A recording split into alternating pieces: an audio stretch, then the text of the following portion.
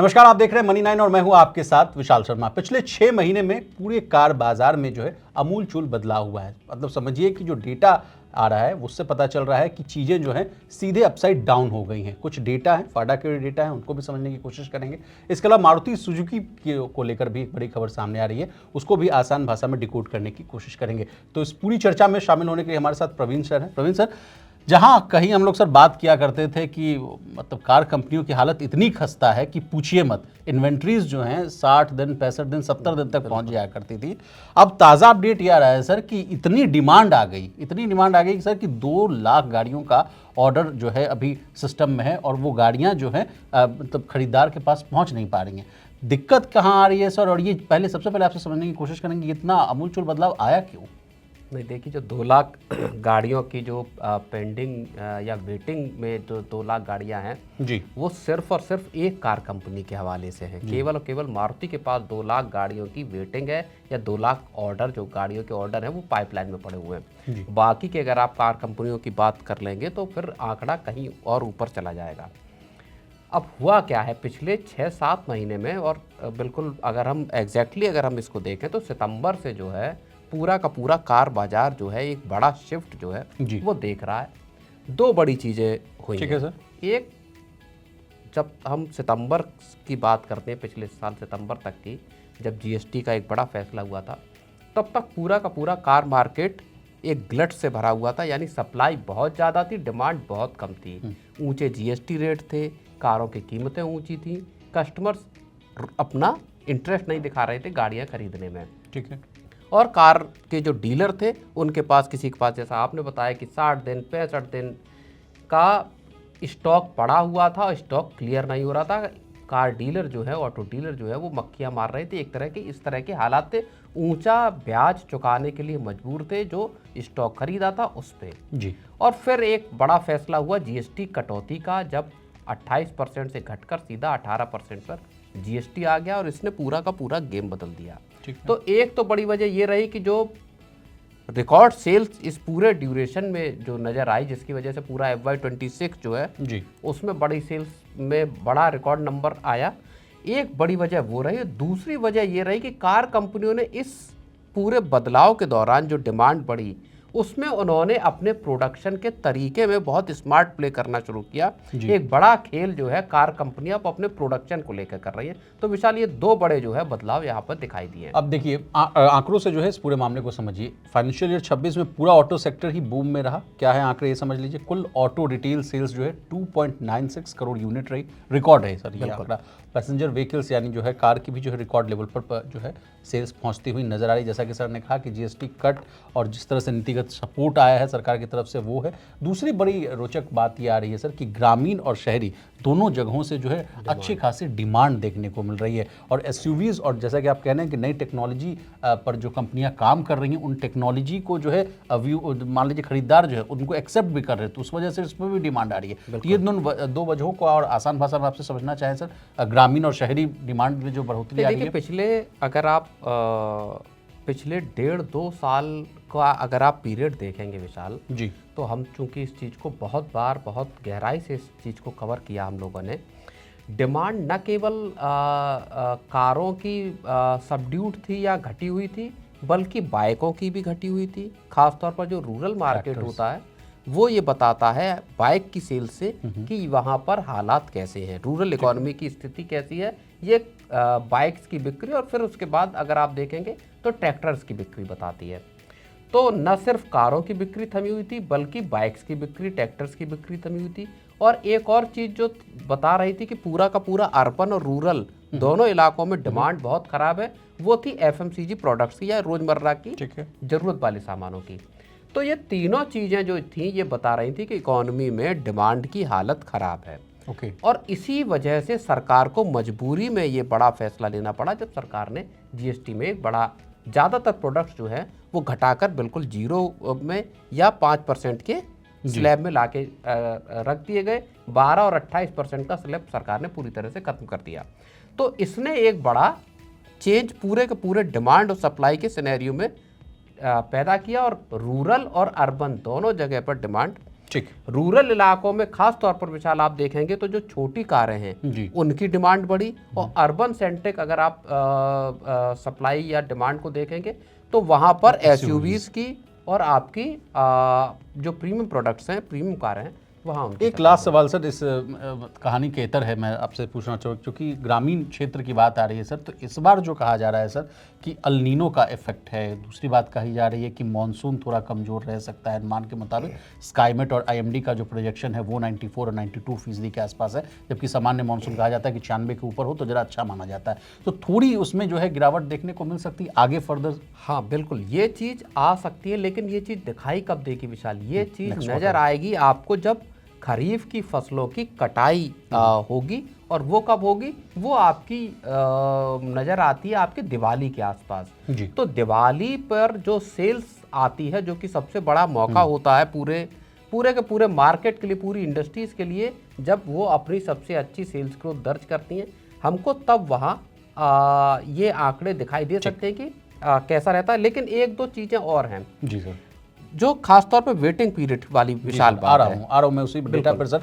फाडा की जो डेटा है सर कि डीलर स्टॉक जो है अब घटकर जो है 28 दिन का हो गया है। पहले ये 50+ दिनों का हुआ करता था, मतलब पहले कार जो है शोरूम में लंबे समय तक खड़ी रहती थी, अब जल्दी जो है वो बिकती हुई नजर आ रही है। और इसका सर क्या दिख रहा है, जैसा कि सर ने कहा भी, मामला उठाया भी, कि वेटिंग पीरियड लगातार बढ़ रहा है। डिस्काउंट्स कम हो सकते हैं, जो पहले आपको लग रहा था ना कि 50,000, 1.5 लाख, 2 लाख तक का जो है डिस्काउंट मिल जाएगा, आगे जो है ऐसे डिस्काउंट की आप उम्मीद मत करिएगा। प्रोडक्शंस पर दबाव देखने को मिल रहा है, और इन्हीं तीनों पॉइंट को बहुत ही अब आसान भाषा में समझने की कोशिश करते हैं। पहली बात सर, वेटिंग पीरियड जो है वो बढ़ रहा है सर। हाँ बिल्कुल, देखिए वेटिंग पीरियड के कुछ आंकड़े मैंने देखे। जो महिंद्रा की XEV 9S है, जो ईवी है, आप समझिए कि उसकी डिमांड जो है इतनी ज़्यादा है कि 8 से 9 महीने का वेटिंग पीरियड है। पर ईवी की जो डिमांड ICE व्हीकल्स के साथ साथ बढ़ रही है, वो दिखाता है। XUV 7XO जो कि महिंद्रा की नई कार लॉन्च हुई XUV 700 के प्लेस में, उसकी डिमांड आप 4 से 6 महीने की देख रहे हैं। इसी तरह स्कॉर्पियो एन की डिमांड 4 से 5 महीने की है। टाटा की सिएरा 3 से 5 महीने की डिमांड दिखा रही है, मतलब वेटिंग पीरियड है उसका। ठीक है सर। और क्रेटा का भी 2 से 3 महीने का वेटिंग पीरियड है जी। तो जो पॉपुलर ब्रांड्स हैं, जो बहुत कंज्यूमर्स में लोकप्रिय हैं, नए मॉडल जो आए हैं, वहाँ पर आपको तगड़े वेटिंग पीरियड बहुत लंबे वक्त बाद विशाल दिखाई दे रहा है। एक साल की वेटिंग पीरियड है सर कि हाँ 6 महीने 7 महीने के वेटिंग पीरियड है। और इसी वजह से कंपनियां आप क्या कर सकती हैं कि जो डिस्काउंट है, अभी क्या है कि पिछले साल के आखिर तक हमने देखा कि GST कट हुआ, उसके बावजूद कंपनियां डिस्काउंट दे रही थी, क्योंकि एक बहुत बड़ा जो स्टॉक पाइल था उसको निकाल रहा है। इश्तिहार अगर आप देखें सर, अब वो आना भी बंद हो गए हैं। बिल्कुल आने बंद हो गए। अब कंपनियां, हो सकता है जो पॉपुलर आपके मॉडल्स हैं, जैसे XUV 700 है या और दूसरे हैं, इन पर कंपनियां अब प्रीमियम चार्ज भी कर सकती हैं कि साहब आपको अगर ये व्हीकल चाहिए तो आपको इस पर प्रीमियम देना पड़ सकता है। तो ये एक बड़ा बदलाव है। दूसरी जो बात आपने कही प्रोडक्शन की जी, उसमें कंपनियां अब एक बहुत बड़ा गेम कर रही है विशाल जी। पहले क्या था कि पहले आप लगातार प्रोडक्शन कर रहे थे और उसको मार्केट में भेज रहे थे, डीलर्स के पास स्टॉक पाइल क्रिएट हो रहा था और फिर गाड़ियां बिक नहीं रही थी। अब कंपनियां जैसी डिमांड है उसके अकॉर्डिंग ही प्रोडक्शन कर रही हैं और इसके हिसाब से वो स्टॉक पाइलिंग होने नहीं दे रही। ये भी एक बड़ी वजह तो नहीं है सर, जिस वजह से जो 8-8, 9-9 महीने की जो है, बिल्कुल कंपनियां अब ये बिल्कुल नहीं चाहती जैसा बना के पिछले हम रखे साल के रहे हैं। अंत तक हुआ कि डीलर्स के पास गाड़ियां। अच्छा, दूसरी एक और चीज है, जो मॉडल्स हैं उनमें अपग्रेड बहुत तेजी से आ रहे हैं, नए फेस लिफ्ट आ रहे हैं या नए मॉडल्स आ रहे हैं। तो अब क्या है कि कंपनी ऐसे मॉडल्स का ढेर इकट्ठा नहीं करना चाहती जो बाद में बिके ना और फिर डीलर्स के ऊपर उसका भार आए। तो ये एक स्ट्रेटेजिकल जो चेंज है, ये ऑटो कंपनियां यहाँ पे विशाल दिखा रही हैं। इसके अलावा सर कुछ आंकड़े प्रोडक्शन पर जो दबाव वाला मामला उसको भी समझ लेते हैं। प्रोडक्शन देखिए बढ़ाया भी जा रहा है, कंपनियां तेजी से जो प्रोडक्शन रैंप अप कर रही हैं। टारगेट है कि फाइनेंशियल ईयर 27 तक 5 लाख कारें जो है एक्स्ट्रा कैपेसिटी में बढ़ाई जाए। और प्लांट्स जो है, नए नए प्लांट्स जो है वो बढ़ाए जा रहे हैं सर। खरखोड़ा जो है हरियाणा में आता है सर, यहाँ जो है 2.5 लाख कारें। गुजरात प्लांट यहाँ कहा जा रहा है कि 2.5 लाख कारें जो है, मतलब साफ है कि कंपनी जो है सप्लाई की, जी एग्जैक्टली सर, मारुति की कंपनी जो चाह रही है कि सप्लाई गैप है उसको जल्दी से जल्दी, तो मारुति को 2 लाख गाड़ियों की अपनी सप्लाई क्लियर करनी है। अपना जो डिमांड जो वेटिंग में है वो क्लियर करनी विशाल। जी। तो अब सर अब आपकी बात जो संबोधन मैं सुन रहा था सर, उसमें आपने कहा कि बाद में बिके ना, ये भी डर है कंपनियों को। अब बिके और ना बिकने वाली कहानी भी बड़ी रोचक है। तीसरी कहानी पर आते हैं। हो ये रहा है सर कि मारुति की कुछ गाड़ियां जो हैं उसकी एकदम जीरो डिमांड है या बहुत कम डिमांड है, 1000-2000 बिक रही हैं, और कुछ गाड़ियों पर इतना दबाव है कि उसको मतलब प्रोडक्शन बढ़ाने के लिए कंपनियों को जो है जी जान से लगना पड़ रहा है, जुटना पड़ रहा है। ये बड़ी एक रोचक कहानी, और इसके लिए कुछ डेटा है सर, वो मैं आपके सामने जो है साझा करना चाहूँगा। कहा जा रहा है कि जो है इग्निस वो जो मॉडल है मारुति की वो नहीं बिक रही है। इसके अलावा सर इग्निस को डिसकंटिन्यू कर दिया मारुति ने, ये एक बड़ी खबर है। बहुत लंबे वक्त से इग्निस को मारुति चला रही थी, कोशिश कर रही थी ये गाड़ी बाजार में अपनी जगह बनाए, लेकिन इग्निस और उसके कुछ फैक्टर भी एग्जैक्टली सर। इग्निस क्यों बंद हुई है वो समझ लेते हैं। कहा जा रहा है कि कम डिमांड था, हर महीने जो है बिक्री 2000 यूनिट से भी कम थी बाकी कारों से। अगर इसकी तुलना की जाए, जैसे अगर वैगन आर स्विफ्ट से किया जाए, तो ये बहुत पीछे आती हुई नजर आ रही थी। इसके अलावा दूसरा फैक्टर है कि प्रोडक्ट मार्केट मिसमैच था, डिज़ाइन थोड़ा जो है क्विर्की था। भारतीय ग्राहकों को जो है असल में चाहिए होता है फैमिलियर डिज़ाइन, रीसेल वैल्यू मिले, तो वो ज़्यादा पसंद आता है। और इनका जो था इग्निस का वो सटीक बैठता हुआ नजर नहीं आ रहा था सर। फीचर्स की कमी नहीं, सीएनजी असल में नहीं थी। और मारुति की बहुत सारी गाड़ियां इस वजह से बिकती हैं कि वो उनमें सीएनजी का ऑप्शन एक मिलता है।